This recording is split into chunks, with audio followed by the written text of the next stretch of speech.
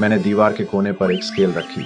मेरी हैरानी की बात थी कि वही दीवार अलग अलग जगहों पर 30 डिग्री से भी ज्यादा झुकी हुई थी।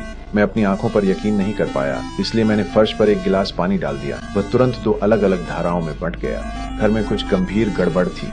मैंने एक मापने वाली फीता उठाई। सबसे पहले मैंने घर के अंदर की चौड़ाई मापी, फिर मैं बाहर गया और उसी जगह की माप ली। मैं सन्न रह गया। अंदर की चौड़ाई बाहर से 3 मीटर ज्यादा थी। मेरी बेटी ने अचानक कहा कि उसे ठंड लग रही है। वो स्वेटर लेने के लिए अंदर भागी, लेकिन फिर कभी बाहर नहीं आई।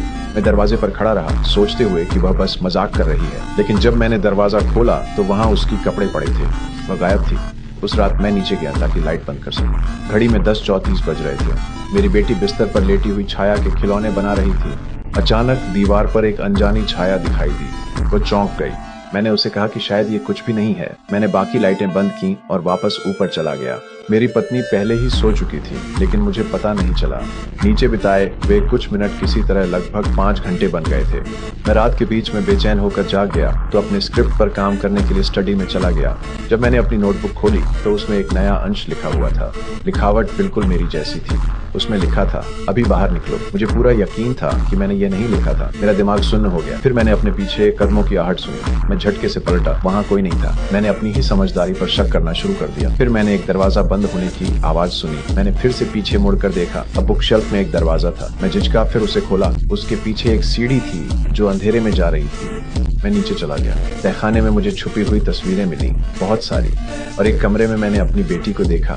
वह डूब गई थी। मैंने खुद से कहा कि यह सच नहीं है, बस एक बुरा सपना है। मैंने खुद को जोर से थप्पड़ मारा ताकि जाग जाऊं। फिर एक बोतल उठाई, उसे तोड़ा और अपनी टांग में घुसा दिया। शुक्र है यह सिर्फ एक सपना था। बाद में मैं अपनी पत्नी को स्टडी में लाया और उसे उस दरवाजे के बारे में बताया जो मैंने अपने सपने में देखा था। हमने ध्यान से खोजा लेकिन कुछ नहीं मिला। फिर भी मुझे सुरक्षित महसूस नहीं हुआ। मैंने जोर दिया कि हमें यहाँ से चले जाना चाहिए। मैंने पैकिंग शुरू की, फिर बाहर देखा और अपनी पत्नी और बेटी को आंगन में हंसते हुए देखा। वह पल बहुत ही गर्मजोशी भरा था। मैंने अपनी पत्नी को एक संदेश भेजा, तुम दोनों कितनी प्यारी लग रही हो। लेकिन फिर मैंने देखा कि उसके पास 2 फोन थे और मेरा संदेश दूसरे वाले पर गया।